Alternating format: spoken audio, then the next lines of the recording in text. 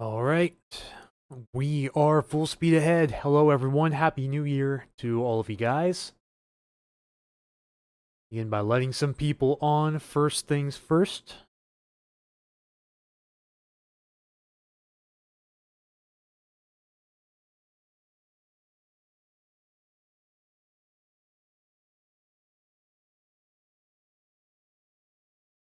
All right, perfect. We are going. All right, welcome in, everyone. For those of you just tuning in, Anthony here, Puget Sound Stormwatch. We are live once more. And again, Happy New Year, everyone. Got high ambitions for this new year, so just see if we can execute on a good note. First, let me link a product from my shop real quick, and then looks like we're okay to begin.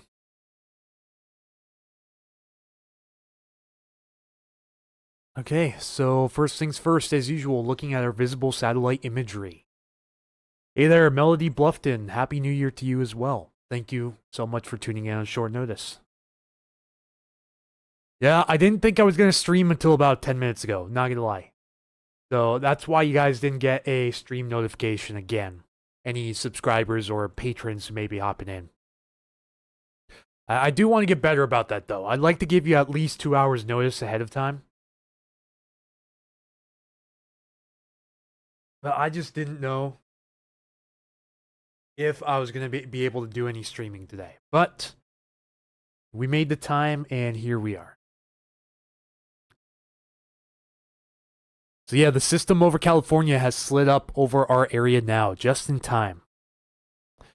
So that has cleared, for the most part at least, most of the fog out. There's still some low visibility, mainly due to mist, and also some rain in some spots as well. But it looks like the dense fog, at least as far as I can see, across my general area is long gone. For how long? That's a great question, though. For how long is it going to be gone?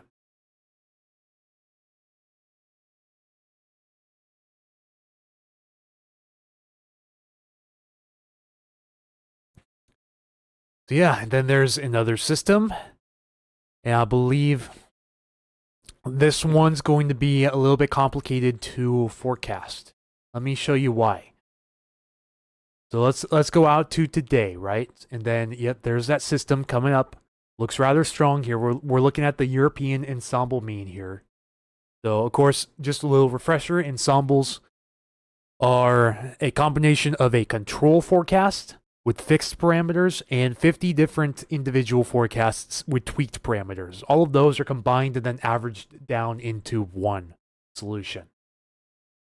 So we're watching two separate areas of low pressure here potentially. One up here and one down here. Now these are going to be revolving around one another. So the track's going to be a little bit difficult to narrow down. Right now, as of the most recent model run, the 18Z, this was at about 10 a.m. today or so.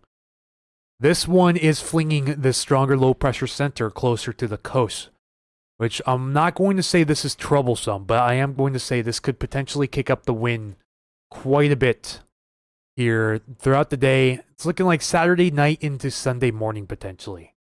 But the averages don't look too impactful right now, which is good news.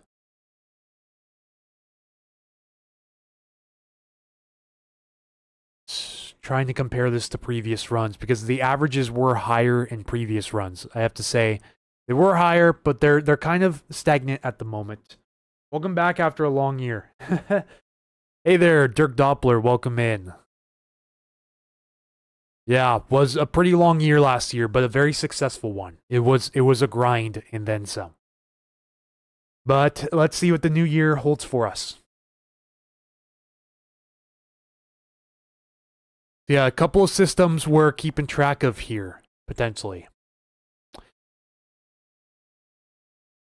Yeah, we're watching sometime out to the Tuesday the 6th time frame also. Sometime that afternoon. Could bring some lower pressure and some relatively strong winds, but nothing that we're not used to this time of the year. But we're paying more attention to the Saturday night, Sunday morning system that it's going to be making a pretty close approach. So what does the deterministic say? This is the one that most people use over the ensembles. Deterministic, we go here. This shows approximately a 983, 984 millibar area of low pressure off the coast. Again, this is nothing we're not used to. We usually see this multiple times a year in this position. But where exactly will it track and at what strength? Could have some complications with our wind forecast coming up. If we go and look at some wind gusts here, the relatively strong gusts off the Oregon coast. Not terrible off the Washington coast, but we could have some areas where we get up over 50 miles per hour at times. Again, exactly where and when is something that we're not able to answer at the moment. But this is a downtrend compared to some previous model runs here. Like, I believe the 0Z was... No, it wasn't the 0Z. There was one before. Was it this one? No, hang on. I'm trying to find the specific model run that I wanted to bring up. There we go. This was the 12Z yesterday. So 4 a.m. The 4 a.m. run yesterday. Hoping for snow at some point, says Jody Olson. Yes, I'm hoping for a little bit of snow too, but we're still not seeing a good signal for snow. I hate to be the bearer of bad news. See, but then we jump 5 model runs into the future, and not quite the same story. So right now, this right here would be between 4 and 10 a.m. on Sunday. So the deterministic has the winds a little bit later than the ensemble variant of the European model. But does have some wind picking up here in the South Sound, Southwest Interior, anytime between 10 p.m. Saturday and 4 a.m. tomorrow. Hey there, Ken Moffat. Thank you. First donation of the year with 200 stars sent on Facebook. Thank you very much. Yeah, so it could bring some bigger winds up here to the North Sound. Even some areas here along I-5 near Bellingham pushing close to 60, but we'll have to keep closer eyes on this because we're a little bit over 48 hours out, so things can change. But the European has been sniffing this out for a couple of days now.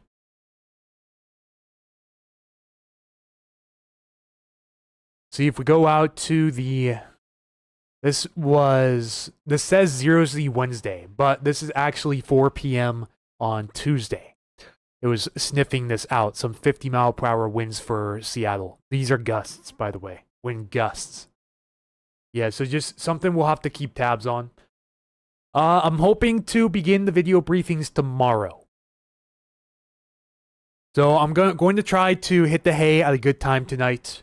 I want to start up some really good habits this year to extend my longevity here on this page and make sure I can keep up with the weather and also take care of my health at the same time. And so I'm going to be able eventually to find a balance. I just have to find a routine first.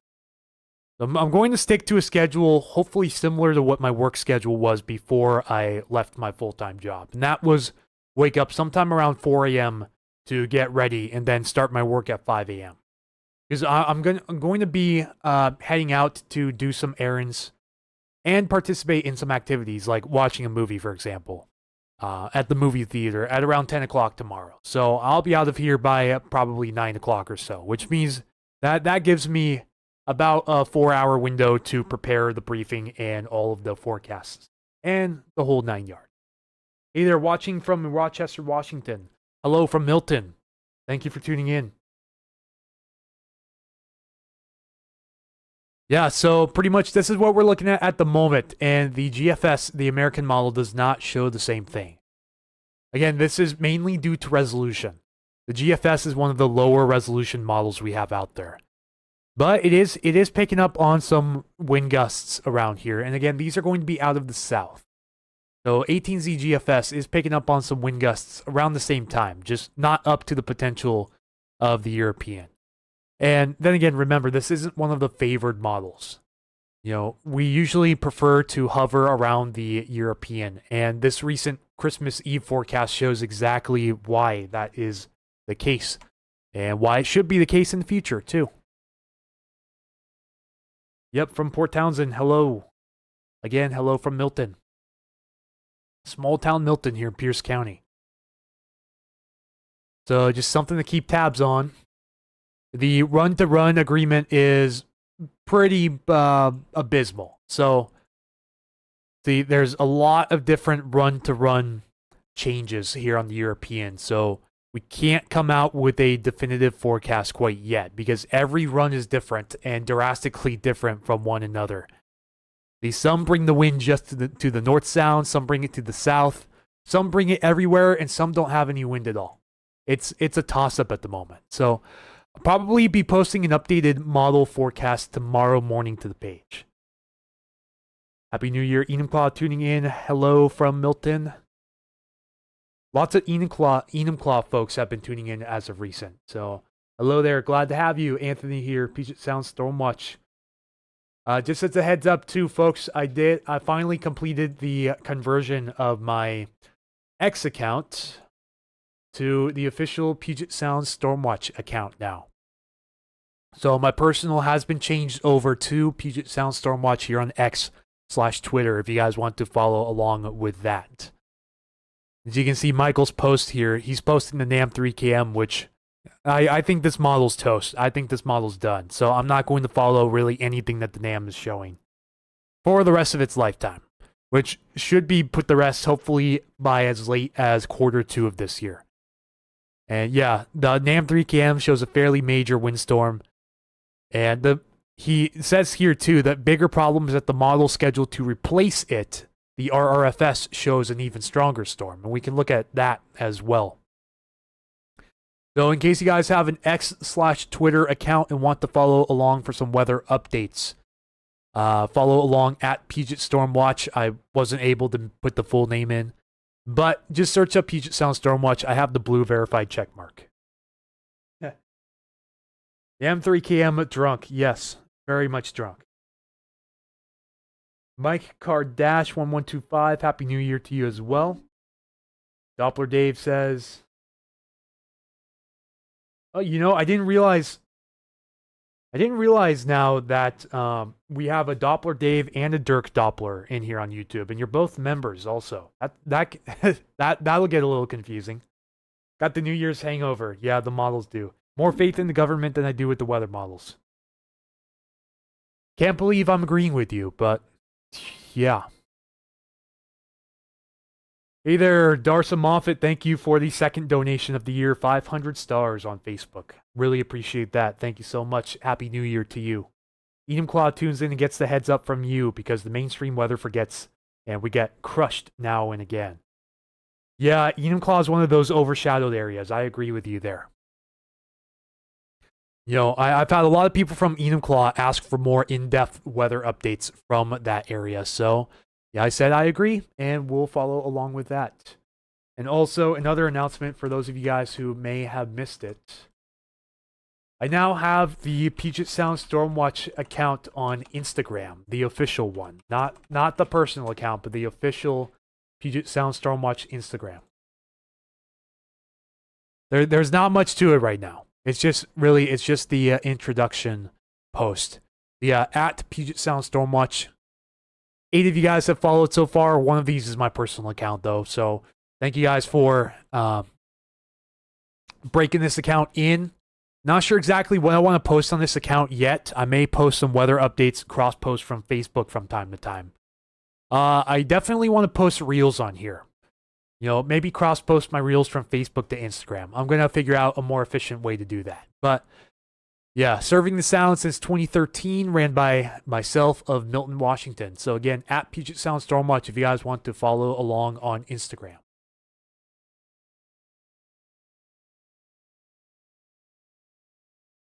Really trying to expand our reach this new year.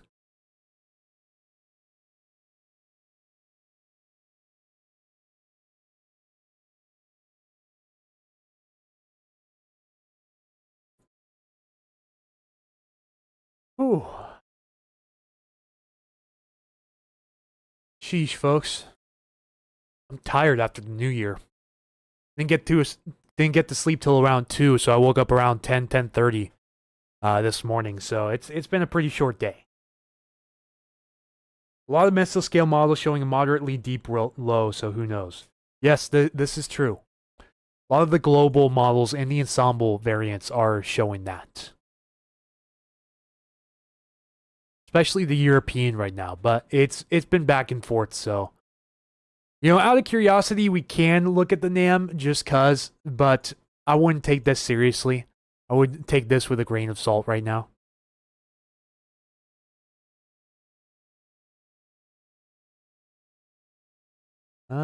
It's not quite in range yet, but yeah, the NAM has a 985 making a very close approach.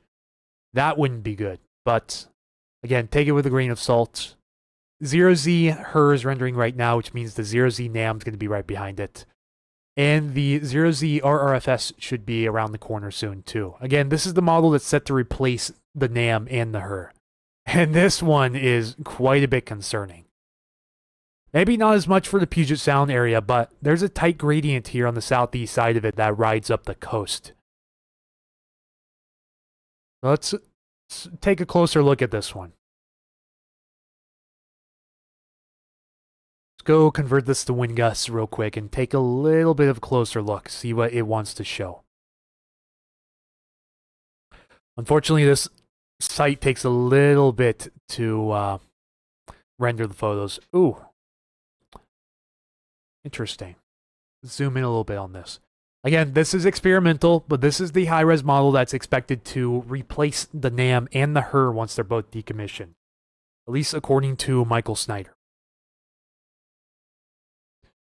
Yeah, that would bring some strong southeast winds. Let's check the wind direction here. Yeah, these would be south-southeast winds. And mainly southerly winds off the coast. Probably from a leeward low, again, slamming into the Olympics. It looks like the strongest pressure gradient stays to or off the coast. So this is probably going to be a bit of a tight pressure gradient just on the northeast side of the Olympics here. Yeah, that would bring some pretty gnarly gusts to the Bellingham area of this verified and along the coast. But nothing super impactful to the Puget Sound. Windy app shows barely any wind. Yeah, so depending on, I'm assuming you're using the default map, which is the European.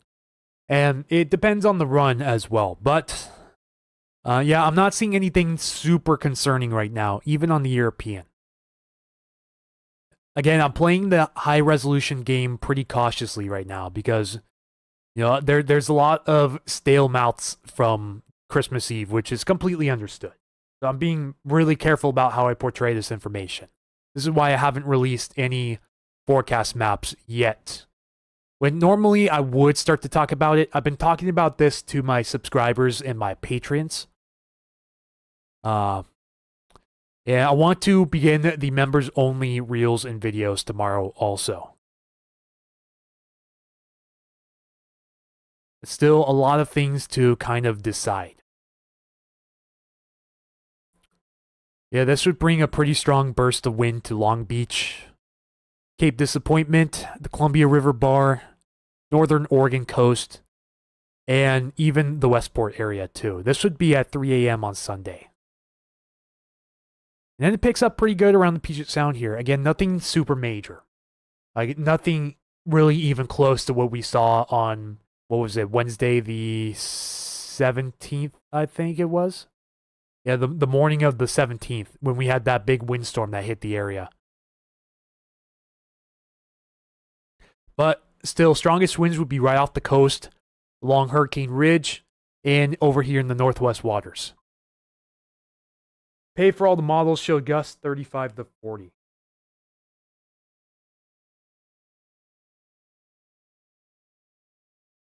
Someone said lots of fog in Federal Way. Huh.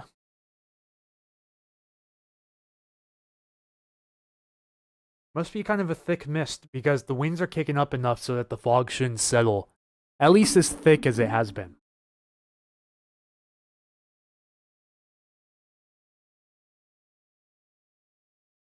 Yeah, again, this would bring peak winds around the area early in the morning on Sunday. This would be around 8 a.m. Sunday, what you see right here. But still, I can't quite trust these high-res models quite yet. Just don't think it's really justified at the moment.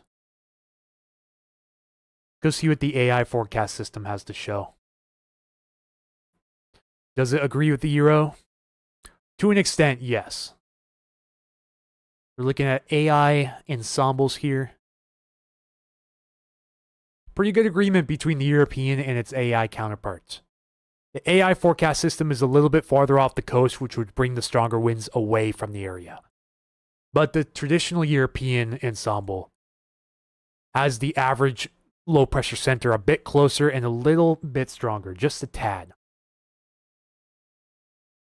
NOAA Discussion 318 says continued uncertainty on that Sunday system. Yeah, it's still way too large. Even on their high-res ensemble systems like the HREF, REFS, and the NBM, still quite a bit of spread. So that's why we're playing it safe this round. I'm not going to be the guy to cry wolf. You know, I'm not going to make any updates until at least tomorrow morning. So I'm just sharing the updates right now with any of you guys who chose to come onto the stream. Just a little heads up. But again, yes, confidence still extremely low. Because we're a little bit over 48 hours out from this event, if you can even call it that. Still quite a bit of model discrepancy, mainly run to run. See what the GEFS Global Extended Forecast System is weaker and farther off the coast. But again, this isn't always the most preferred model or ensemble forecast to use, just as a heads up.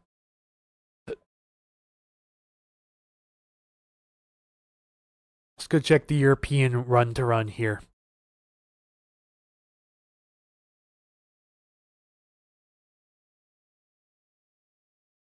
See, over the last 24 hours, it showed strengthening and closer position to the coast. That's not good.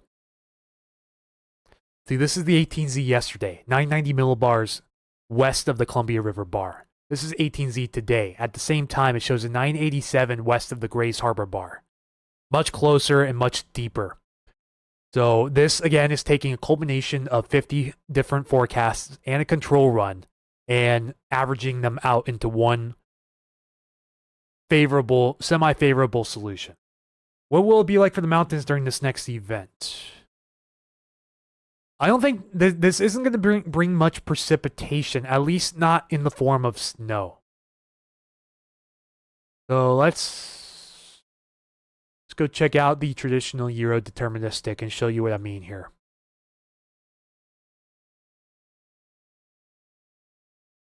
See, it's not really going to be a steady band of precip. There could be some heavy precip in some areas. Like this would likely be, would assume that's this would probably be the warm front right here, and then this would likely be the cold front coming in. You see, we do get some mountain snow after that. Let's zoom in and show you guys what I mean here. So we're in range of the RRFS experimental, but it's still just that, the experimental. So right now, at least, the next, let's see, so this is tomorrow, and it only shows snow for the higher elevations. Rain or rain-snow mix for Snoqualmie. And then the same deal going into Saturday morning. Only until Saturday night, when that system comes in, do we drop the snow levels quite a bit.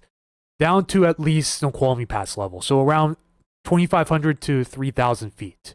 We'd likely see snow all the way from White Pass all the way up to the North Cascades and their respective passes. With, of course, moderate to heavy rain in parts of the lowlands also, as that storm system comes in.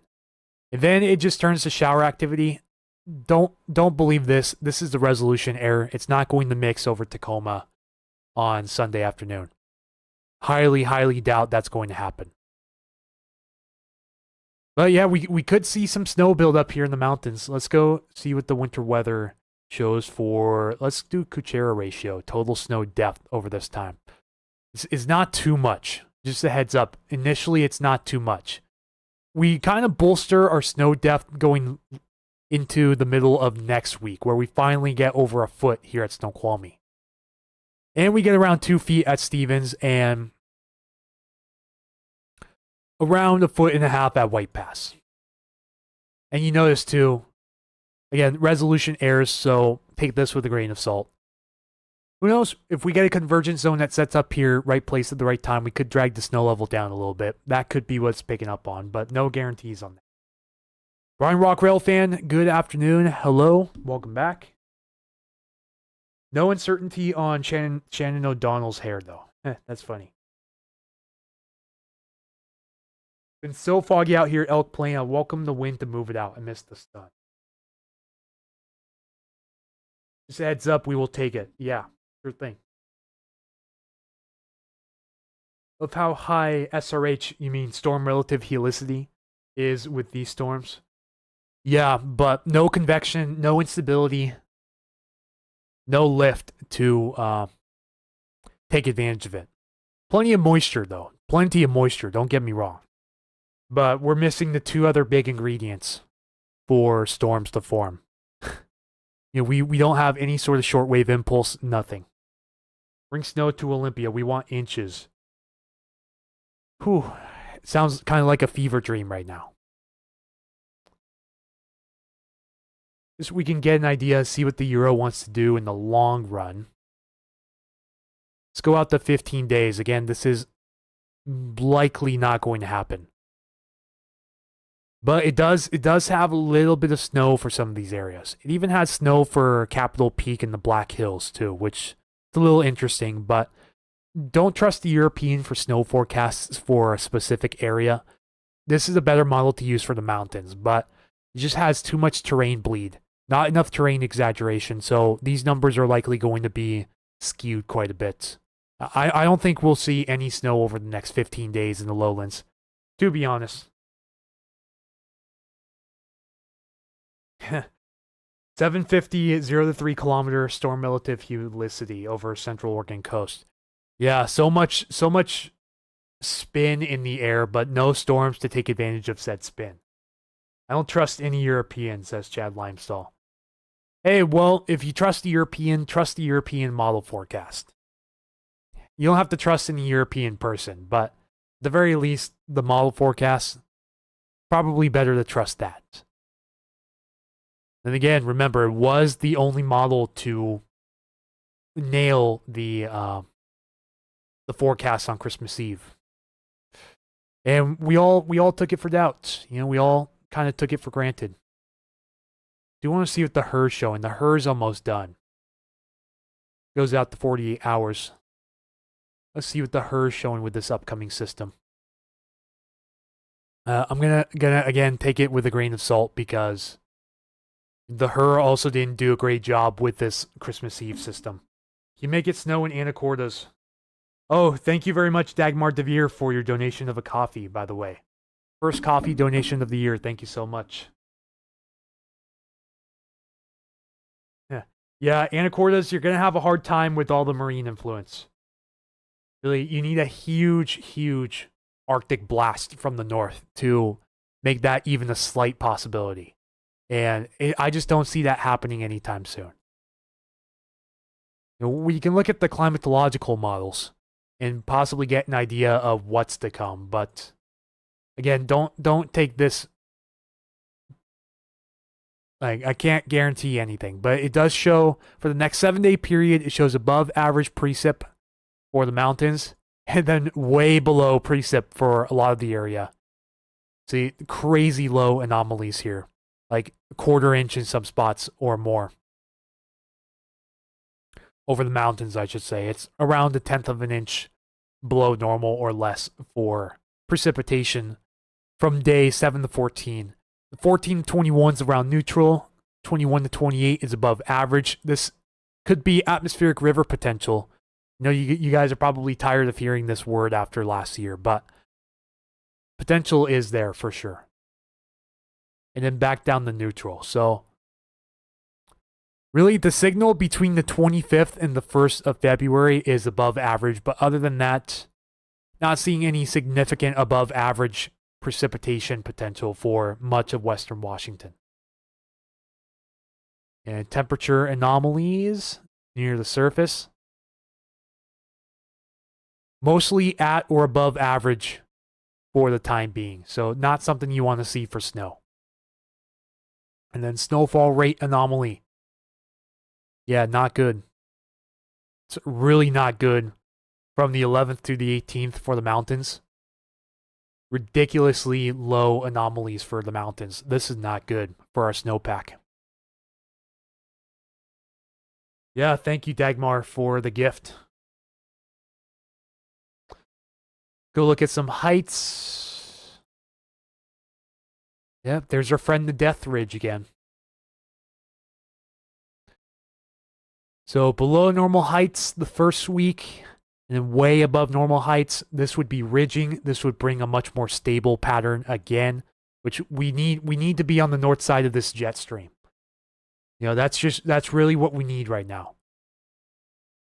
We need to build that mountain snowpack by summertime.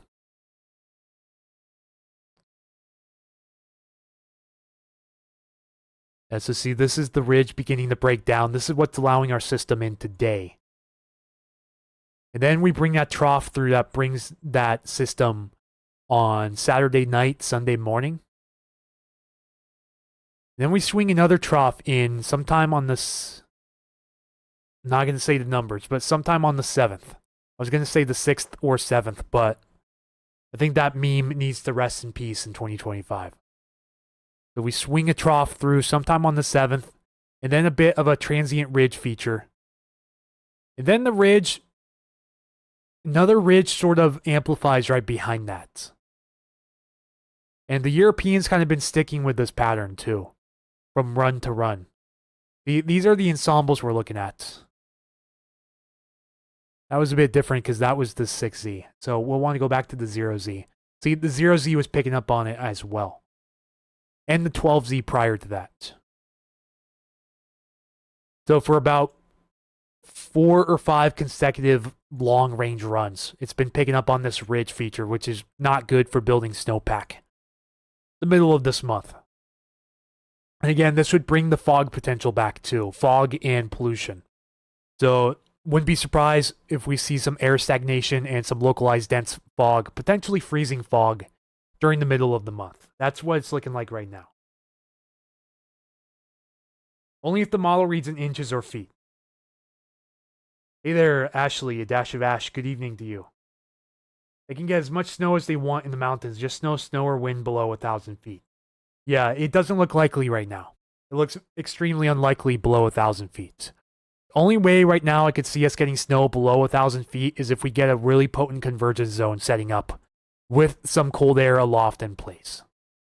That's how we got some snow on Boxing Day in some of these areas underneath the convergence. We had nice cold air aloft around 5,000 feet, and that allowed a convergence zone to form and drag the snow level down.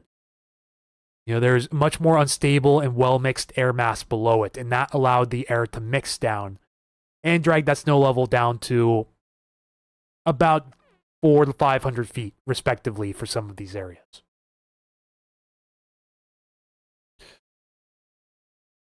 So now, what does the traditional European non-ensemble show? The deterministic. He still shows that trough swinging through, and then a little bit of a break, and then the other trough comes in on the 7th, the morning of the 7th. Even looks like there's another short little impulse right behind it too, a nice little short wave. And then it's a question of, will that transient ridge stay around, and will we get this little trough to clip into it too? Because this is a little disturbance that wasn't being shown on the ensemble variant of the European. It does show it, however, on the deterministic. Nice trough swinging through on the 10th going into the 11th, and then that ridge. Jeez. The European just has a massive ridge of death over Canada, which would influence our weather down here too. This would push the jet stream all the way, likely all the way down into the desert southwest. And then it's suggesting bringing in another trough all the way out into day 15 here, which is the 16th. Take this with a grain of salt. All of that you see here will likely not happen. Really, we have the most confidence out to about here, if that.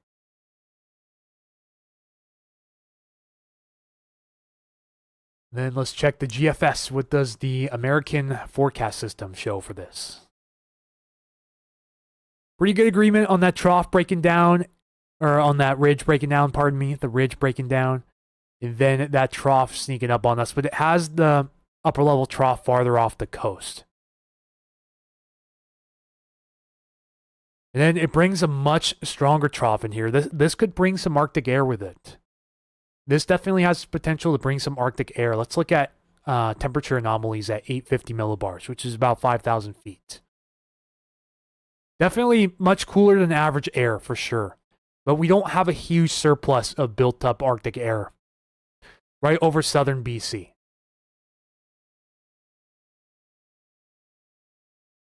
We just had that little short period there around this time next week where we would probably have some modified Arctic air coming in, but this is the GFS. So let's not get too far ahead of ourselves. Compare that to the European at the same time. And it's a rather drastically different story. Most likely, if the European says it and the GFS doesn't agree with it, just go with the European to save yourself the hassle. Yeah, again, this is at 5,000 feet. In order to build favorable snowpack, you want to see this in the blue, the dark blue and the purple over the mountains. You do not want to see the orange and the red. It's just, it doesn't look good for mountain snow going into the next 2 weeks right now.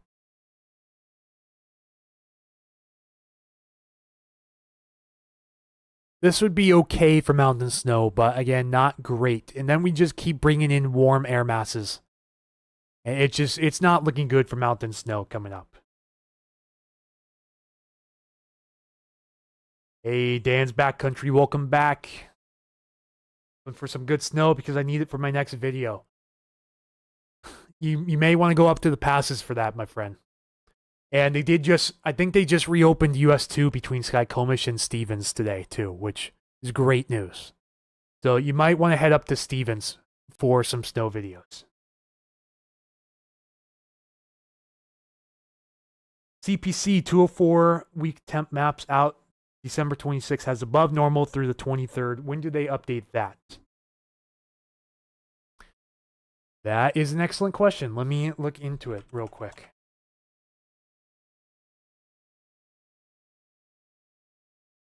Several different forecasts here, like the 30-day, for example. Like the 30-day here has above normal temperatures and about average precipitation, equal chances of precipitation.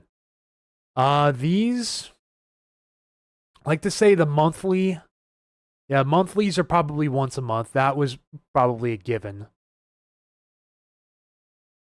Let's look around here. I don't navigate this site too often myself, so.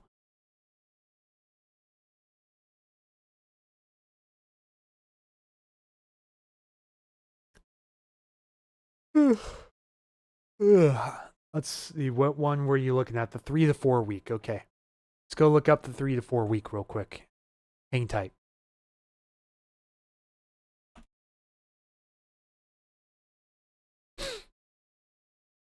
Okay, 3 to 4 outlook.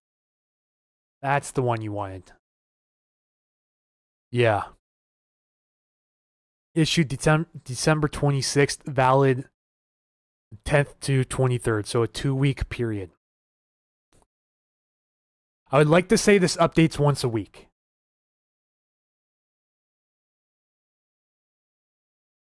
Snow was pretty unimpressive.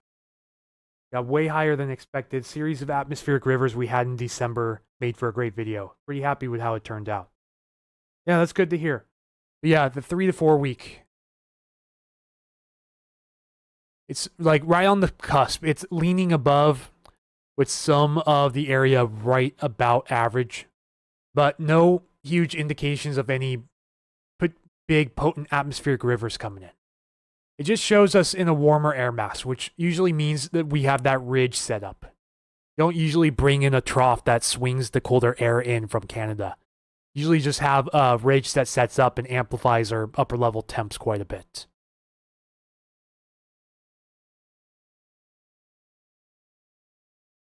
It says issued this week. So I would have to guess based on this that it's updated weekly.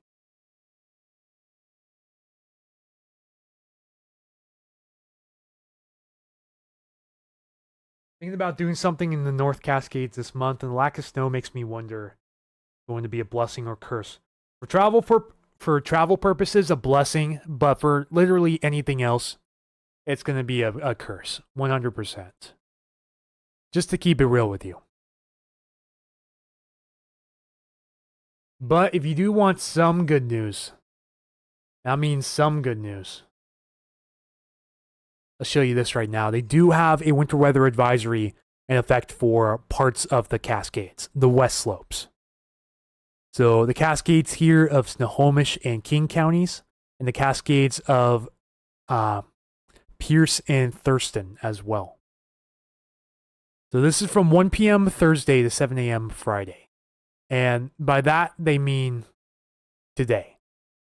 So in effect until 2 a.m. tomorrow. Mixed precipitation expected at White Pass. Ice accumulations around 1/10 of an inch. So just a heads up. That is for the White Pass area. Again, mixed precipitation at Stevens. Snow accumulations 2 inches and ice between a light glaze and 1/10 of an inch. Not good for that road just reopening. And then southern King County Cascades, including Snoqualmie, mixed precipitation and ice around 1/10 of an inch. Okay, these are in effect for different times, different zones. So it's 2 a.m. for White Pass and 7 a.m. for Stevens and Snoqualmie passes. Again, winter weather advisory for light snow accumulation, mainly for a light glazing of ice, but possible snow in some areas too. Again, that's just because we have a little warm layer of air aloft that wasn't quite scoured out from the system. So we have colder air near the surface up there, but warmer air aloft. So that allows the snow to melt into supercooled rain just enough for it to melt back in the rain and then freeze on contact since the surface is at or below freezing. That's what freezing rain is, also called ice accretion. Year is not starting out on a good note. You thought with La Nina is below average. Yeah, it's been the weirdest La Nina I can remember in a long time. It's the most El Nino La Nina I think we've seen in who knows how long. I know Michael would definitely have a better answer to your question because I don't focus too much on climatological outlooks, like oscillations, for example. You know, I don't have access to all of that information like they do. Or I wouldn't say access. I don't have that much knowledge on that. I haven't really gone on the deep dive into patterns. But there's other oscillations that matter too, including the Pacific North American Oscillation, Eastern Pacific Oscillation, Polar Oscillation. Madden-Julian Oscillation is a huge one too. And, you know, all of those line up at different times too and can give us different effects. But yeah, I agree. It's definitely not playing out to be a La Nina year. It's not even really playing out to be a neutral year. It's sort of like a weak to moderate El Nino kind of, but it's not. Definitely an oddball. I agree there. Almost like the climate might be getting warmer. It very well could. You know, I don't really like talking about climate either because it sparks a lot of political debates, and I have zero tolerance for politics, especially on this page.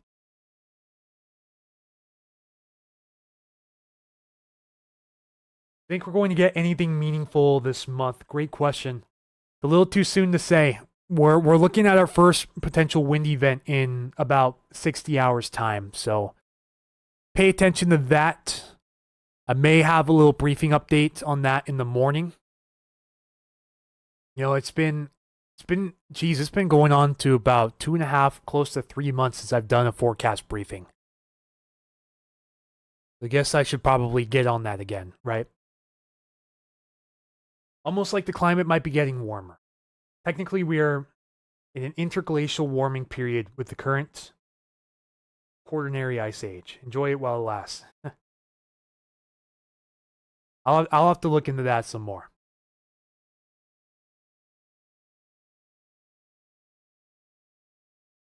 Enjoy it while it lasts.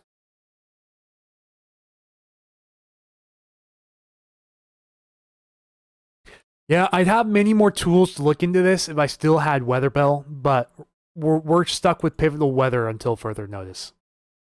And it's pretty stripped down compared to what I had on Weatherbell, but Weatherbell had access to all the oscillations and all of the other maps, El Nino, Southern Oscillation, Madden-Julian Oscillation, PNA, EPO, NPO, all of that. Just Google it. Yeah, fair enough. Just Google it. When in doubt, just Google it. Very well said.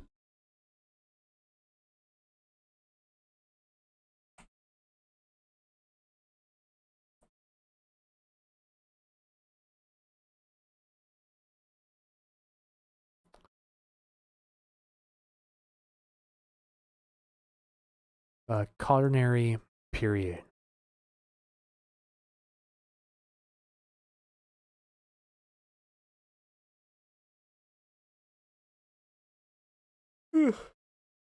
Yeah, this would be quite the read. Science should never be political. I agree with that. Ignorance is palpable. Yeah, very well said.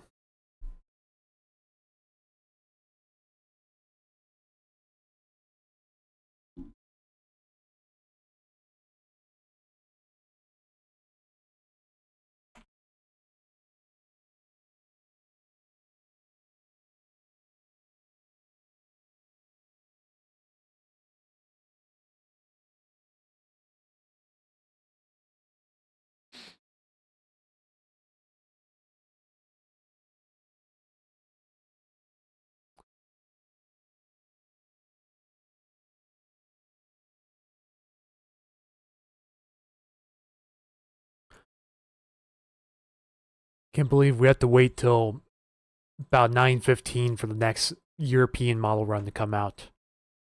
I'm 100% anxious to see what that has to show, because if that shows anything big, then we may be on to something coming up. So, like, again, sometime Saturday night or early Sunday morning, we could have some wind around the area. Just how strong is still pretty unknown at this time. How's your holiday season? It went pretty good for what it's worth.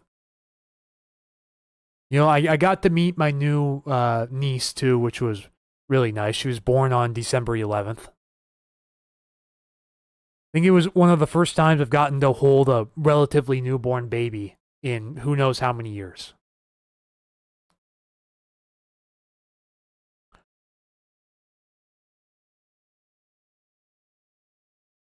But yeah, I'm also glad the holiday season is over, because now it's time to lock in on bigger and better things this next year.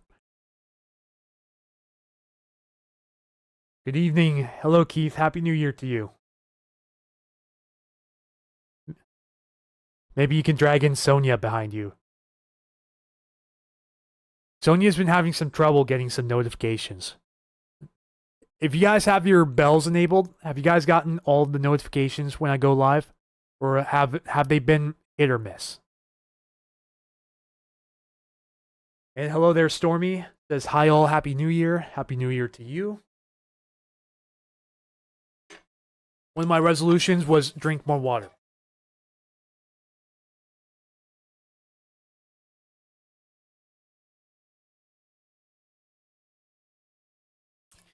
So that's exactly what we're going to do. Let's drink more water. Each warmest year lately, Montana is looking better and better to live. Well, I'm pretty much a ride or die Washingtonian. In my opinion, I'm riding or dying with it. Okay, 0Z Her's done. What is this going to show? Is this going to drop a banger on us? Again, I'm taking this with a grain of salt. Judging by the HER's performance with this Christmas Eve event, I'm not going to be 100% sold with what this is going to show.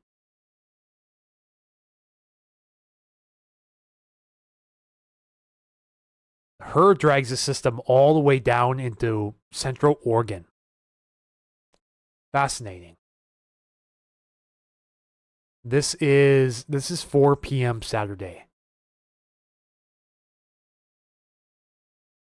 And I think the RRFS hasn't started rendering yet. Let's show this in comparison to the 18Z RRFS, which is set to replace it. This one brings the system much farther north into the area. This would spell wind potential for a lot of areas, but mainly over the waters and along Hurricane Ridge too.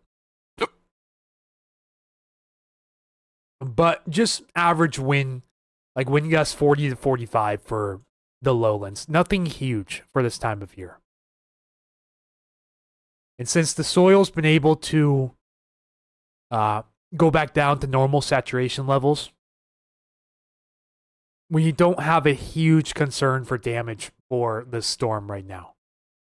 But there is some modest disagreement right now between the HER and the RRFS experimental. The NAM started rendering too, but I just think the NAM's kind of a joke now. It's more so of a meme, in my opinion. You see, even the NAM was bringing it down south too, so I'd say the NAM is right between the RRFS and the HER. So even the short-range models, which I kind of have a bitter taste in my mouth about now, are kind of still in disagreement with about 48 to 60 hours to go.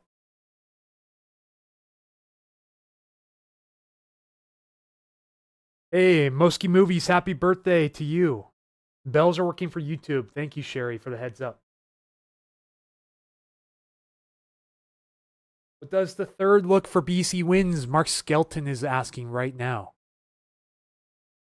Well, let's go take a look at the old reliable European forecast model.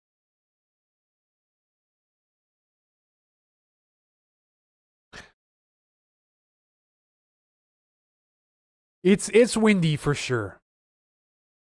It's not terrible for your area, Ladysmith, Nanaimo area. It's not even terrible around much of the waters either. Again, this would be coming up out of the southeast, so any of these winds would probably make it up towards the Ladysmith area. They wouldn't really be blocked off by Vancouver Island or the Olympic Mountains. Yeah, Happy New Year to you as well. Don't mind snow. In fact, I quite enjoy it. Wet, goopy snow. Yeah, like the slush. You're right about that. Damn, Retet. Hello, what's going on? Hope we don't get a monster. No, the monster looks unlikely right now. It looks unlikely. It's not impossible, but unlikely.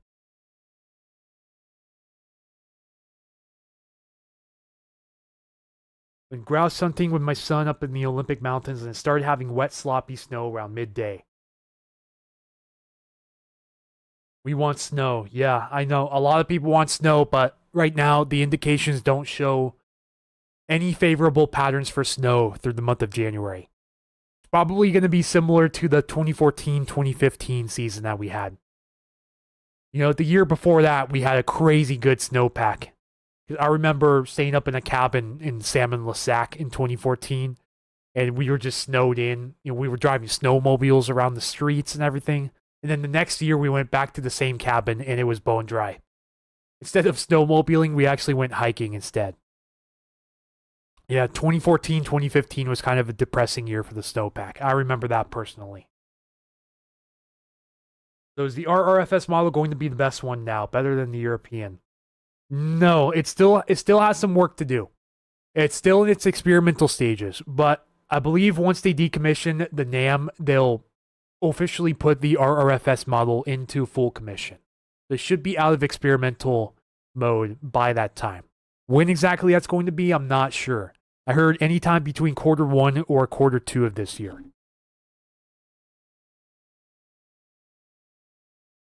Wait, sorry, are we talking about rain, wind, or snow? We're talking about rain/wind. And yeah, San Martet 2019 was epic. And what's crazier is that was an El Nino year too. Yeah, I remember February of 2019 was absolutely epic. February 2019 and December of 2021. Both great periods for lowland snow. And of course, we can't forget about December 2008.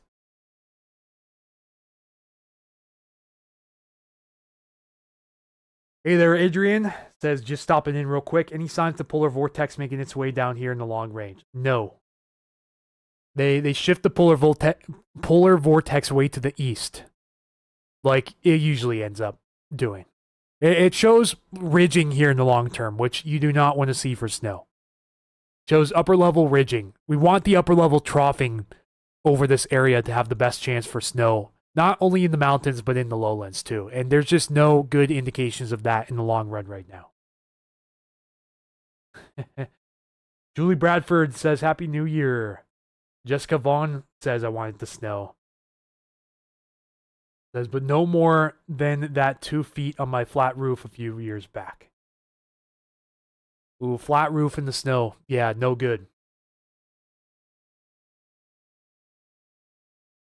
You gone up into the Cle Elum Valley. Salmon-les-Sac is not too far away from that. Breathtaking views there. I've been to the end of the road at Salmon-les-Sac a couple of times, at least that I remember. Most of the times when I went up there, I was too young to remember. I just remember from photos and videos that my mom took.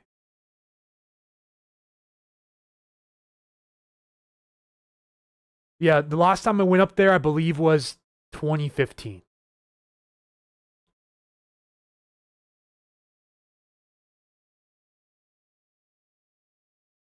Long range forecast, yeah, like Keith said, long range is looking very poor for any snow. How's La Nina holding up so far this year? I believe it's holding on for dear life. Last time I checked, last time I saw when Michael made a briefing on it, it was decaying pretty fast.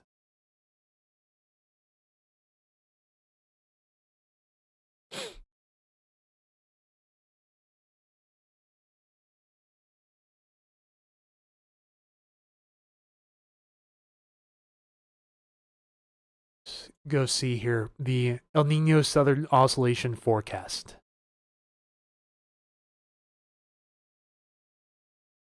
Again, they base it off of a region called the Nino 3.4 region.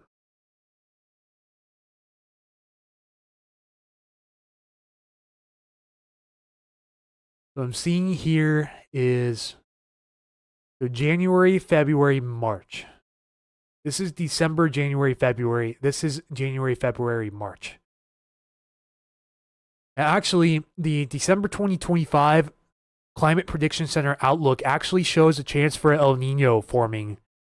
This would be by this summer. That's kind of an interesting signal.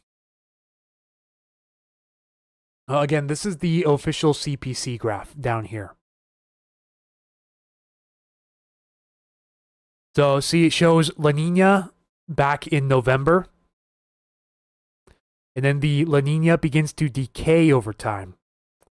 And then the best chance is that we'll see a neutral by the time we get up into February. And then high-end neutral likely as we go in the spring. Then the neutral drops off, and then do we see the resurgence of El Nino? It's possible right now, but not a given. Still far from a given.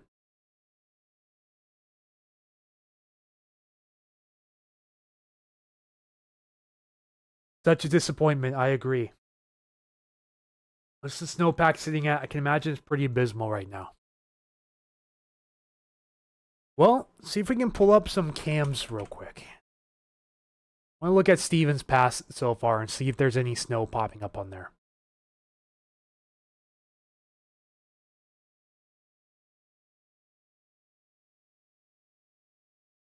Ooh, the steak cam's offline. Yeah, there's snow at Stevens. It's nothing insane, but there is some snow up at Stevens. But not looking too great. Let's go look at Crystal.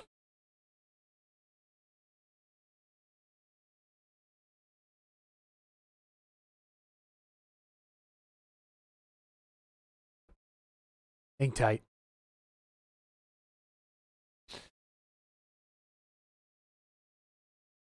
Eh, that's at 5,000 feet. See, there's actually a couple skiers coming up the gondola. That's funny. So there's enough for snowboarders and skiers, but yeah, there's no new snow on the snow stake. Appears they have some troubles with some of their cameras. Let's look up Snoqualmie. Oh, hang on.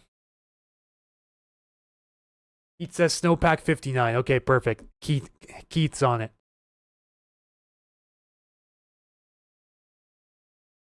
What is Snoqualmie going to show? There we go.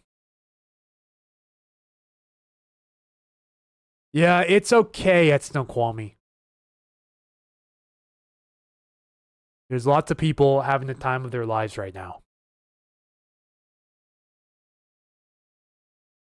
Up here at Snoqualmie, but it's just not a really impressive signal.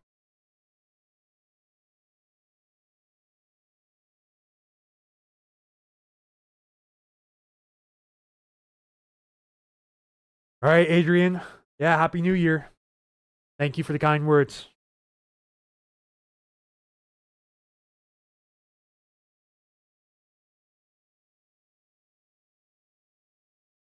Hey, Keith, out of curiosity, where do you get those numbers from?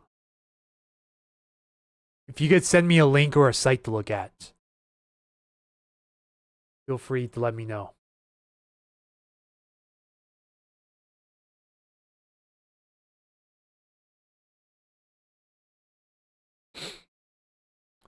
Is it the Washington Snowtel site?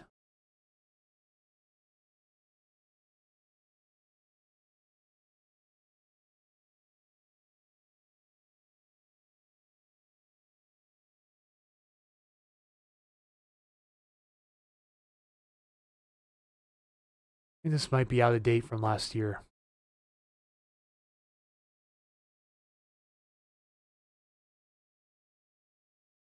In the Central Olympics today and surprised to see how little snow there was for December. Hey, Ben's in the chat says you're an impressive signal. Hey, Ben, welcome in.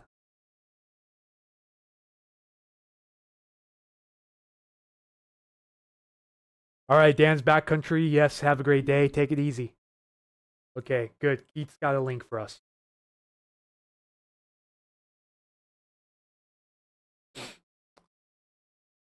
Interesting. I've never seen the site before.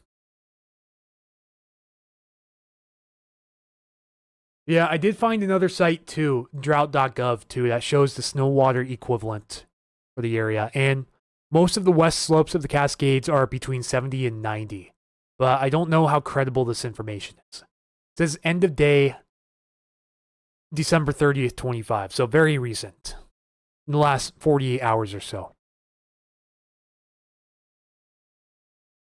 I think I need to dink around with the site before I start making assumptions based off of it.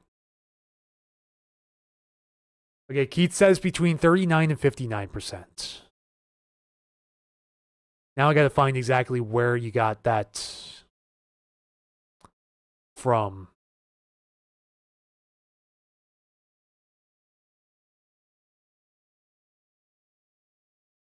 Not much white stuff on Vancouver Island Mountains yet. Yeah, I wouldn't think there's that much up there at the moment. All right, Keith, give me a boost here. What am I looking for?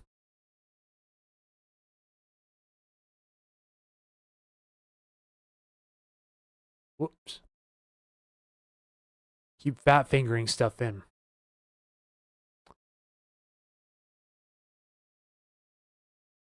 So Keith says snowpack's between 39 and 59%, which is just terrible.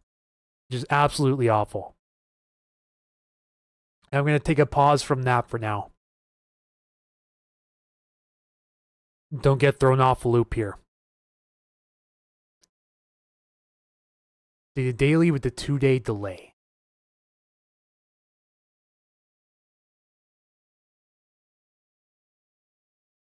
Let's see, what do we have here?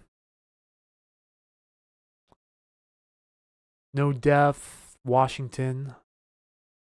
This is just going to take me back to what I just saw.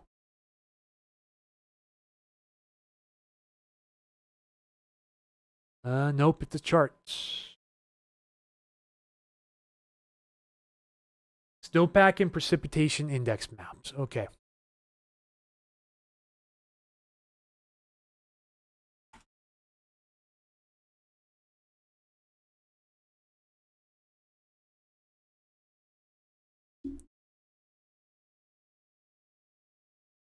Okay. I see it now. Thank you, Keith. Thank you. Let's go to Washington. Snowwater.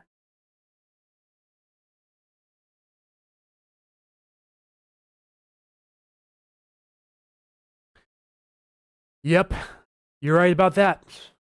Thank you, Keith, for letting me know. This will be useful in the future. Yeah, only 47% for the Olympics. And between 39 to 49% for the Central Sound, 59% for the North Sound, 45% down here in the Lower Columbia. So not doing too good on the SNOTEL index here. Snow water equivalent index. Yeah, thank you for that resource, Keith. Hey there, Captain 2775. Just taking a look at a few things. So again, winter weather advisory is in effect until a couple different times here, but until 2 a.m. for the southern Cascades, including White Pass, and until 7 a.m. for the central and the northern Cascades. So these include Snoqualmie and Stevens Pass. Just mainly for mixed precipitation, but some of it could be in the form of freezing rain. So just a heads up, if you have to commute, there could be some freezing rain in some areas. And again, that is ice accumulation on the roads and other surfaces like trees and buildings. So just a little heads up. And it updates every day. Okay, thank you, Keith. I'll keep that in my bookmarks from now on.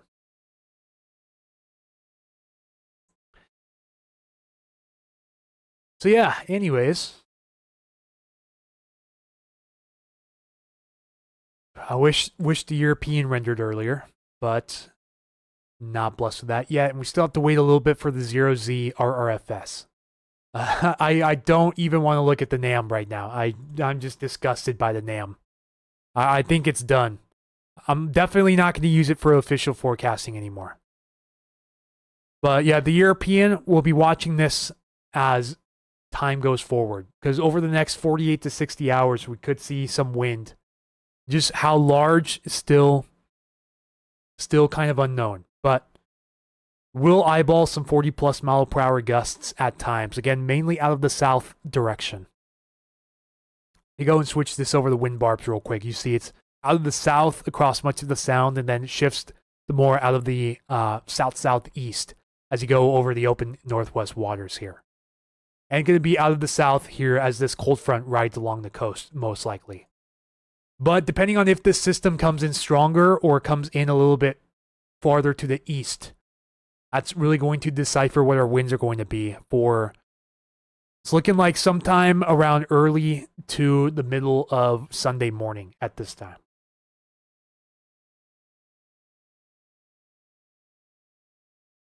Again, could see some east wind ahead of time too. Saturday morning could see some east wind, but nothing too strong right now on the current indications. Well, yeah, Captain, it is going to turn into a cyclone. That's pretty much a given. It's going to turn into a mid-latitude cyclone, but if you're talking about like a bomb cyclone, then no, we're not expecting it to come in that strong. Either way, it's going to have that cyclonic spin. You know, I think the system's currently undergoing cyclogenesis as I speak. Let me just make sure this is the actual system in question. Go to the surface map here on Windy and track its progress. It's either this system or an embedded shortwave within the flow out there. But you see how a secondary area of low pressure forms, and these are going to revolve around each other. Kind of like a Fujiwara effect you see with hurricanes, or even black holes too. So yeah, kind of a tricky forecast with which one of these are going to move inland, how far are they going to move towards land, and will this one fling it inland or will it bring it back out to sea? There's a lot of bust potential with this. So we gotta be very careful about posting this.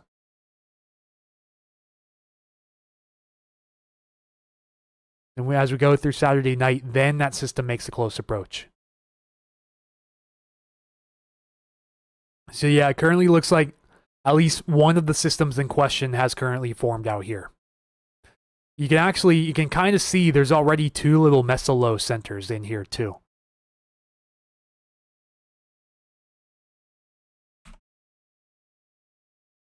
And go back to satellites. Yeah, if it's not already a cyclone, it's in the stage of cyclogenesis, but it's down to 992 millibars, so it should already be a mid-latitude cyclone by definition.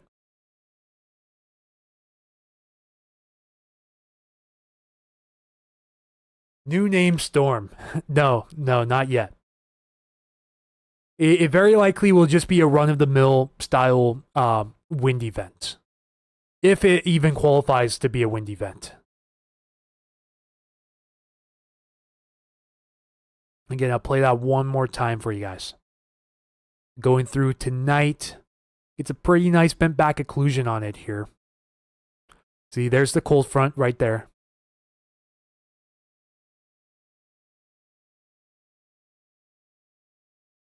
Then going into the morning tomorrow, it kind of bounces down to the south. Because we're going to have another little area of low pressure form, and these two are going to revolve around each other. It's always pretty tricky to nail the forecast when something like that happens. See, there's our next low pressure center as well. And then these two are just going to be rotating about one another as the main upper level trough comes closer. See, by now we have what looks like two mature low pressure centers revolving about one another by the time we get into Saturday morning. And then one of them begins to sort of retrograde. And then the system begins to make a close approach. Just how close will it be and how strong will it be will really determine the wind potential for our area. See, again, this is using the European model.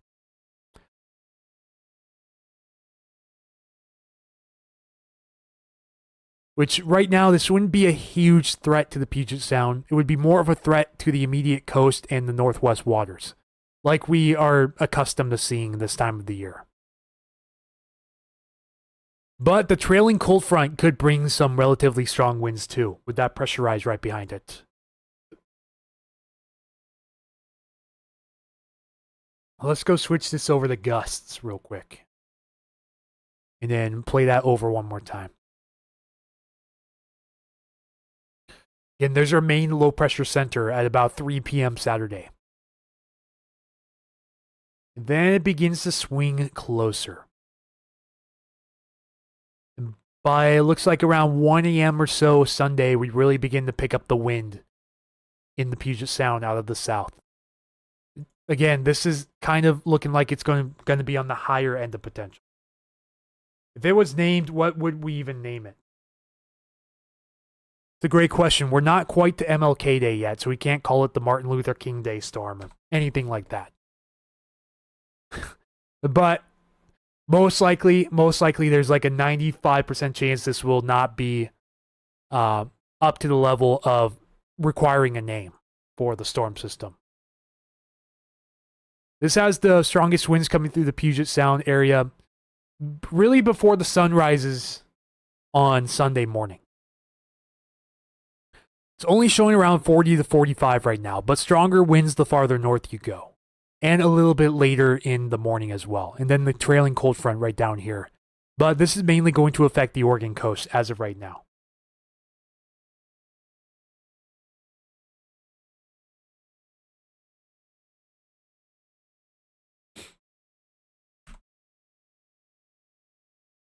See, and then pretty much as soon as it's in, it's going to be out. It's going to be a quick hitter. That's one thing that we're almost sure of right now. So it's not looking super impactful. I just have to say right now, it's not looking terribly impactful. It could bring some strong winds to some areas, mainly if you're north and west of Seattle over the water. That's really about it, or along the coast. Not really looking like a big deal for the Strait of Juan de Fuca or the Puget Sound area as of right now. But again, we'll be watching those model trends very closely going into the morning time.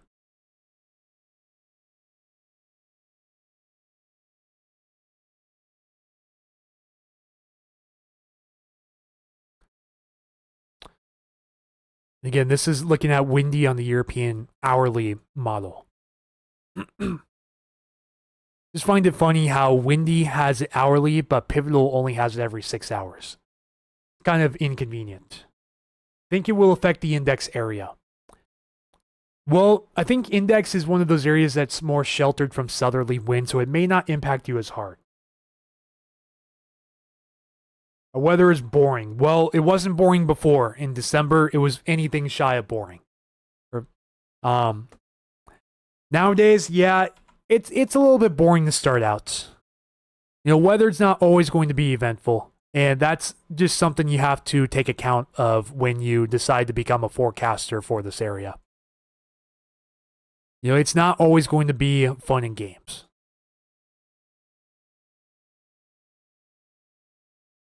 See the new features from Windy? No. Feel free to chime me in on those, Keith. I don't see anything different at the moment. Do they have any more? Nope. I was hoping maybe they would have included the RRFS in its maps, but they haven't done that yet. Yeah, feel free to let me know if there's any new features that really stick out. I'm not seeing anything that really sticks out right now.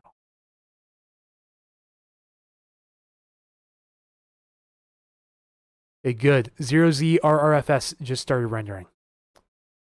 You know what? We're not far enough in range yet to look at the NAM, but I do kind of want to see what the NAM is showing. Again, I'm not going to take that forecast seriously whatsoever.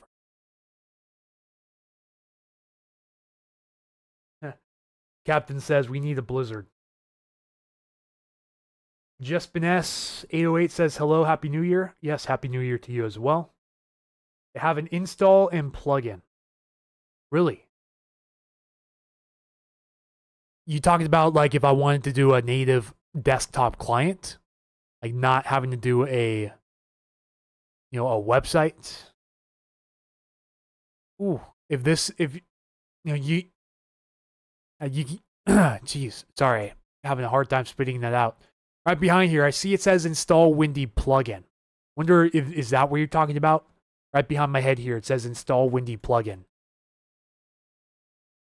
I could have sworn they had a dedicated client for the desktop, like on the Windows Store, but I found the website to be much easier to access. Maybe they do, and I've just been kind of out of the loop recently. I've just been doing whatever's really easiest and to get the point across as quick as possible. You know, I don't do any fancy editing really or any and like anything super fancy, like fancy software. I just use a lot of run-of-the-mill software. Just because I do care about quality, don't get me wrong, but I want to make sure the audience stays intrigued with the forecast. And I just get the point across, and that's about it. That's really what I'm trying to shoot for. No bells and whistles, just a simple forecast and then call it good.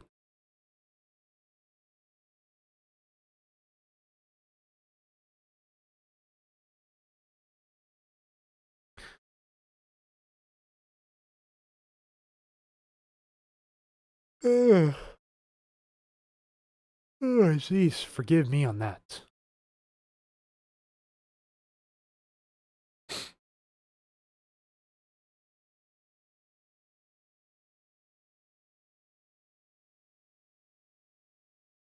Yeah, and in case you guys missed it too, like I showed earlier, Puget Sound Stormwatch is now officially on X.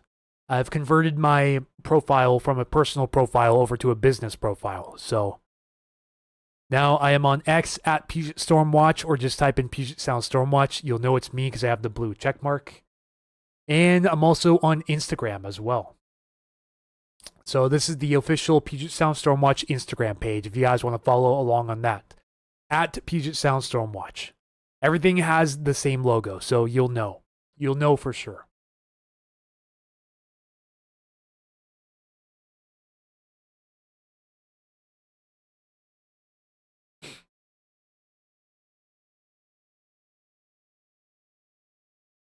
Let's turn on radar as well. There's some showers here and there, but nothing out of the ordinary that we're not used to. So really nothing of huge significance right now. Keep it simple. Yes, absolutely. A lot of people just say keep it simple, stupid. You know, there's not going to be many bells and whistles that I talk about. You know, I just want to get the point across and call it good. But as frequently as possible. So that people have the most up-to-date weather information around the area. That is the goal that I strive for. Hey there, Willow, aka Seattle Sirens. Hello, welcome back.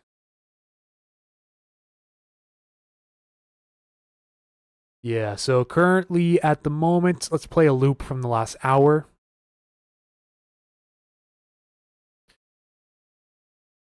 Yeah, you can see these showers are moving into the Tacoma area from the southwest right now.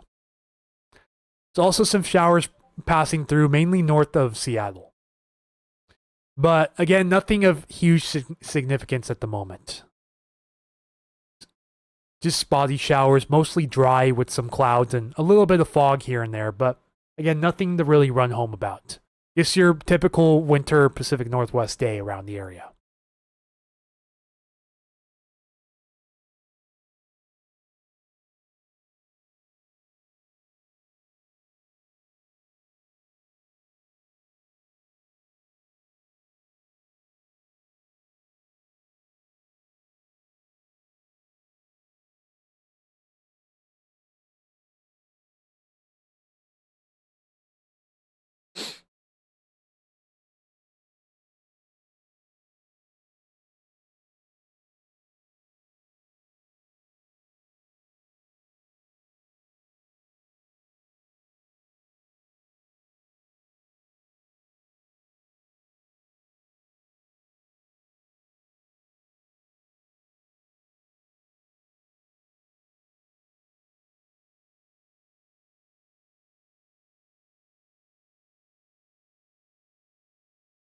Ooh.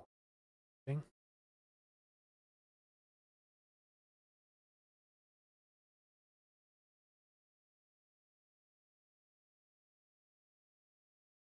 Maybe testing out a few new stream features here coming up. New tip from some. Oh, that's interesting. Coffee bot. That's very fascinating. I just sent out a test alert to get a couple things done. Yes, Mosky movies have a great day, my friend. I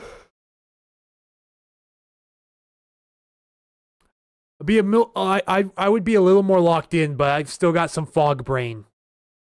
Quite literally from overnight.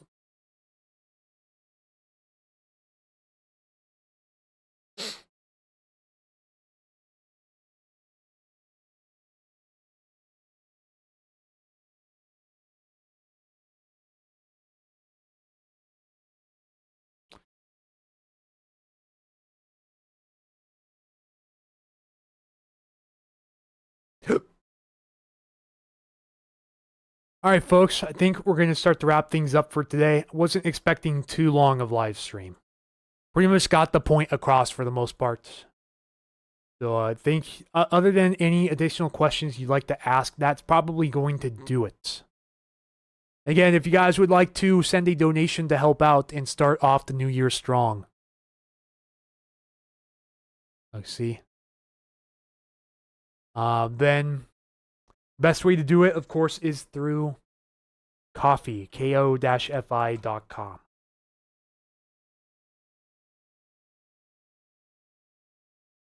That would be the best way to donate. Pete says he did a great job. Thank you. Yeah, I'm just I'm a little bit out of focus and distracted today. I think by the next stream, everything should hopefully be resolved.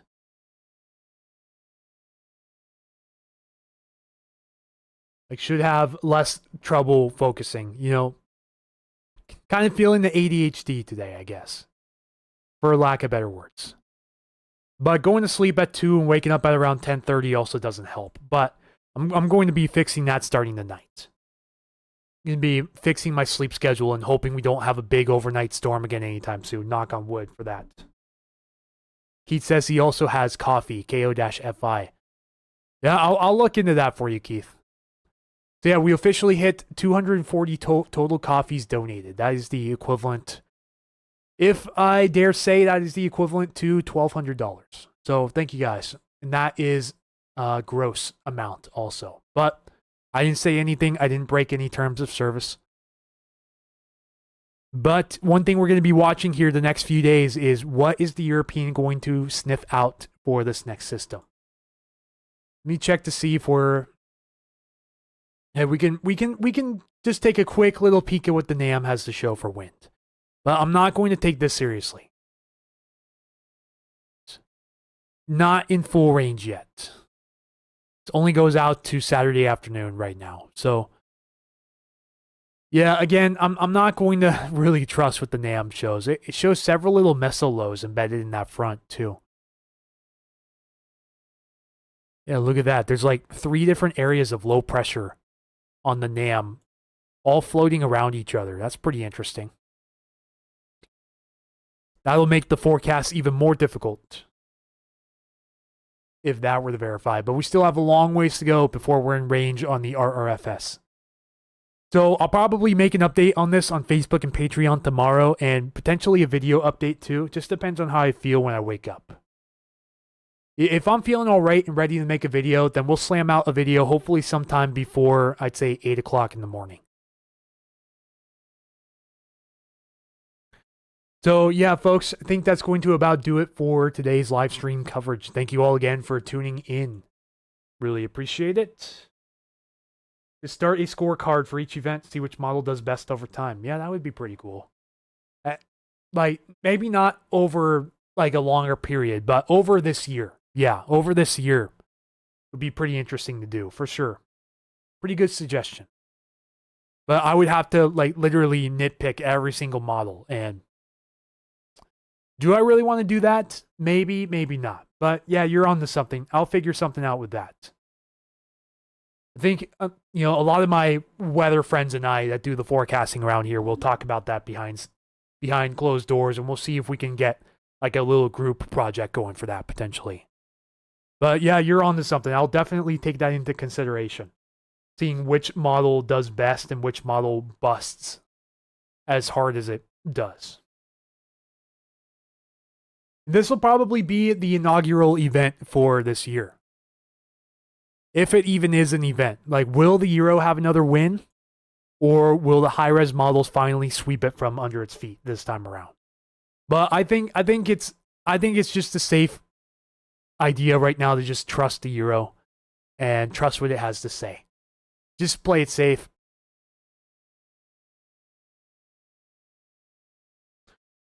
That's interesting. Testing notifications here on the Ko-fi site, and it said new users following you. Yeah, quite a few of you guys are following, and even a few of you guys have monthly tips coming in too, which is awesome. So thank you guys for the support. Still, again, we have a long ways to go before we're really self-sufficient on this. You know, the page had a really successful December, but not successful enough to really maintain this long term. So just don't be surprised if you guys get the notification that I have to step down from full-time just to make sure I can keep this roof over my head. You know, I may be on the job hunt coming up soon, but ideally, if we had several thousand people that help support on a regular basis, we wouldn't have to worry about that. And I could continue doing this full time, but that's not currently the case right now. Non-event, which started out as an event, should count on the scoreboard. I do agree. Again, I'll chat with some of my weather buddies behind the scenes and see if any one of them wants to begin to keep track. Like in-depth track. Because they look at the models a lot more than I do. The one thing I'm trying to prevent is preventing a lot of burnout from doing this full time, which happened several times last year when I went full time. There's a lot of excessive burnout and just not wanting to do this full time. You know, I'm hoping we can kind of avert that. Oh, there we go. So Coffee Bot works just fine. Yeah, thank you, Ken Moffat, for your donation of 2 coffees. Perfect. So that site does work then. Sent out a little test notification to see if it would alert me, and sure enough, yeah, it did.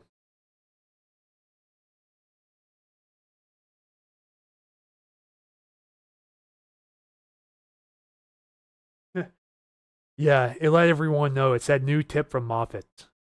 Eventually, I want to make screen overlays for this. I do have an overlay for the YouTube counter. I currently don't have access to do a Facebook counter. Like, for example, if I were to do this, you guys would see the live YouTube counter right now. But I don't have the same for am I saying that right? I have the YouTube counter, but I don't have the same for Facebook. I might have said that backwards, so my apologies on that. Yeah, I do have the YouTube counter, but I don't have the Facebook counter yet. I think I have to integrate that into the API. But yeah, we'll just take that off for now. So, there we go. Yeah, thank you for the donation, Ken, of 2 coffees. Really appreciate that. Start off the year strong. January is likely not going to be as active as February was. Just a heads up right now from what I'm seeing. So we're trying to get some longevity here in the financial support game behind the scenes. That was really the goal of this year, is to make sure we can stay self-sufficient for the entirety of this year. But right now, it's looking like we're probably going to, assuming we don't have any big events, we're probably going to run out of support going into April or May, at which time I'll have to start firing up the resumes. If I have to do it, then I will. That is the case. But yeah, folks. Yeah, I think for like the 3rd time now I've already said this. We're going to start wrapping things up. Really just paying attention to see what the NAM is going to do. And NAM is doing NAM things. As per usual, the new NAM brings it all the way up north. So I think the NAM's finally starting to cave into the euro. At long last. Is the NAM actually going to have a win this time around? Maybe pin that Ko-Fi link. Why did I never think to pin that? Can't believe I've never thought about pinning that. Yeah, thank you for the suggestion.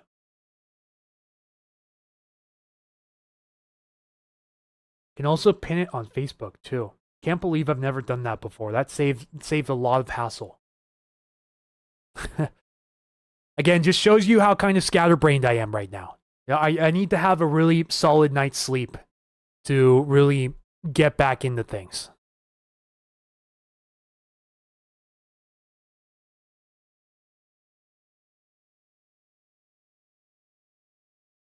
Yeah, the NAM's not super strong on wind right now.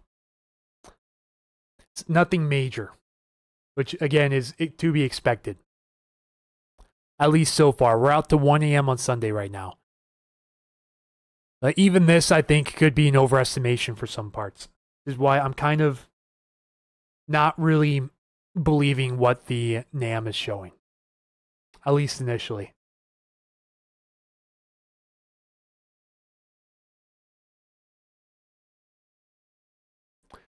So yeah, I guess we'll hang on and see what happens here in the future, but I'm hoping to fire up my first briefing in almost 3 months here tomorrow, folks.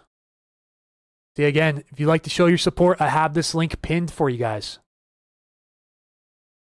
I guess I should write an update on here too, telling everyone Happy New Year. Yeah, that would be the best way to help support Puget Sound Stormwatch and keep us up and running full time. Even during the slow season too. You guys would like to do that, huge thanks to you, and I got to give you guys shout outs as well. To give a huge shout out, first of all, to the membership base here on YouTube, as well as the subscriber base on Facebook. You guys know exactly who you are. Facebook, you have the little cyan colored badge with, I believe that's a heart. Yeah, the little cyan colored badge with the heart next to your name, your subscriber. And if you have the green highlighted name or your username with the star next to your name, then you are a channel member. So thank you guys all for the support. Wouldn't be able to do this without you guys full time. Just hope we can keep doing it full time.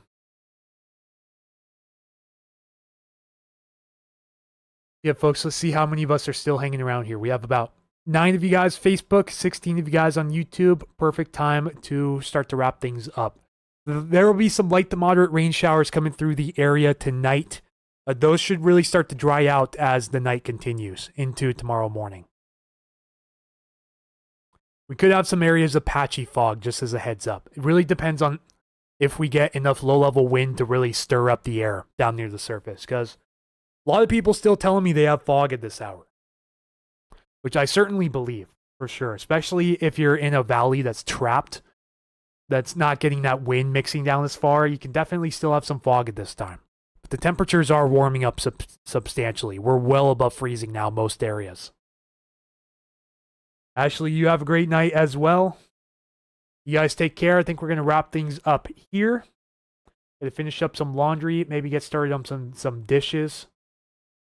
Yeah, guys, if you like live streams like this and want to see more like this in the future, like, comment, share, subscribe, ring that bell if you're on YouTube, or share to your friends if you're on Facebook.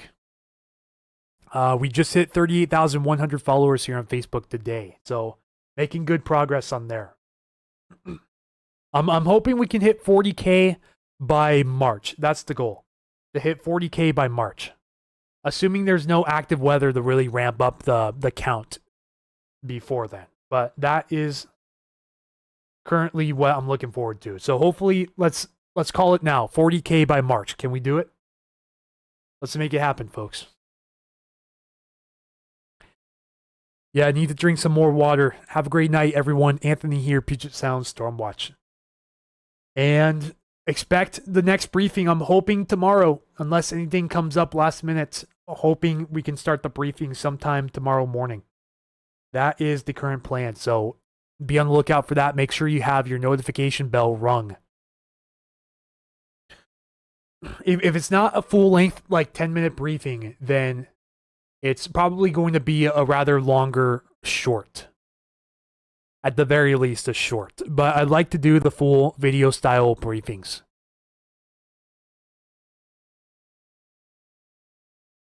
All right, sweet deal. I think that'll do it, folks. Have a great night.